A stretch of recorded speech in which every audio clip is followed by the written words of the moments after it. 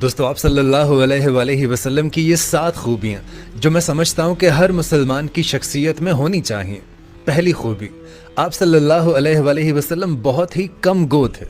آپ ٹھہر ٹھہر کر بات کرتے تھے اور بد اخلاقی کا جواب بھی آپ بہترین اخلاق سے دیا کرتے تھے، اور لمبی لمبی گفتگو سے آپ بہت ہی پرہیز کیا کرتے تھے۔ اور دوستو آپ صلی اللہ علیہ وآلہ وسلم بہت ہی با حیا تھے، اتنے با حیا کہ آپ پردہ نشین قواریوں سے بھی زیادہ با حیا تھے۔ اور دوستو ہمارے نبی پاک صلی اللہ علیہ وآلہ وسلم سب سے زیادہ مسکرانے والے تھے، ہر حال میں، اتنے غموں کے باوجود بھی۔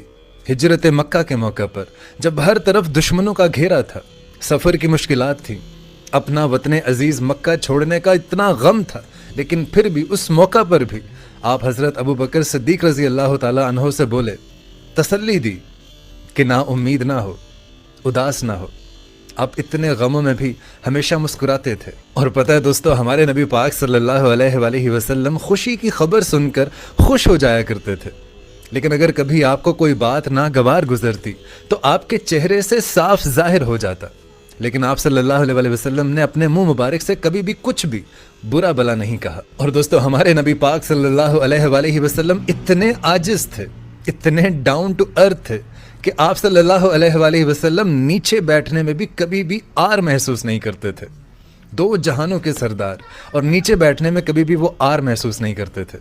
اور کوئی بھی غلام اگر آپ کی دعوت کرتا تو آپ کبھی بھی اس کو انکار نہیں کرتے تھے، آپ غلاموں کی دعوت بھی قبول کر لیتے تھے، اور معمولی سے معمولی کام بھی آپ صلی اللہ علیہ وآلہ وسلم خود کیا کرتے تھے۔ بیواؤں اور مسکینوں میں بیٹھتے تھے، ان کے بھی کام کر دیا کرتے تھے، اور ہمارے نبی پاک گدھے کی سواری بھی کر لیتے تھے۔ آپ صلی اللہ علیہ وآلہ وسلم اپنا جوتا بھی خود گانٹھ لیا کرتے تھے، اور اپنی قمیض کو خود پیوند لگا لیا کرتے تھے۔ اور یار آپ کو پتہ ہے کہ ہمارے نبی پاک صلی اللہ علیہ وآلہ وسلم سب سے زیادہ سخی تھے۔ آپ کبھی بھی دوسروں کو منع نہیں کرتے تھے، آپ ہمیشہ دوسروں پر خرچ کرنے والے تھے، اور اگر کبھی آپ کے پاس کچھ نہ ہوتا تو آپ ادھار لے کر دوسروں کی مدد فرما دیا کرتے تھے۔ اور دوستو آپ کو پتہ ہے کہ ہمارے نبی پاک اتنے صابر تھے، اتنا صبر کرنے والے تھے کہ اپنے تمام بیٹوں کی وفات پر بھی کوئی شکوہ نہیں کیا، کوئی برے الفاظ منہ سے نہیں نکالے۔ آنکھیں آنسوں سے بھر گئیں، داڑھی تر ہو گئی، لیکن پھر بھی آپ صلی اللہ علیہ وآلہ وسلم نے صبر کیا۔